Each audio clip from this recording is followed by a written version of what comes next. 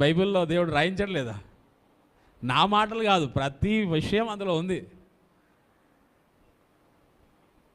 ఏమంటున్నారంటే దేవుడేమో మేలు కలిగే మార్గంలో నడవండి అని చెబితే ఏమంటున్నారంట? మేము అందులో నడుచుకోము. మాకు ఇదే బాగుంది,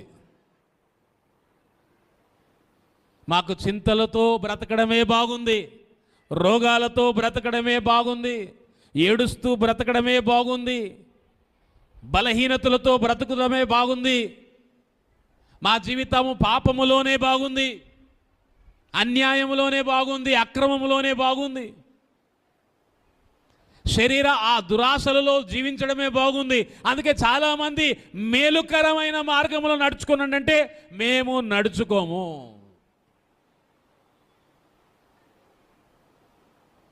దేవుని వారలారా, అందుకే మన మార్గములు ఈరోజు ఆయాసకరమైన మార్గముగా ఎందుకు కనబడుతుంది? మేలుకరమైన మార్గం కొరకు అడగట్లా, మేలుకరమైన మార్గంలోనే ఉండాలని మనము దేవుని కొరకు సిద్ధపడి ముందుకు వెళ్ళట్లేదు.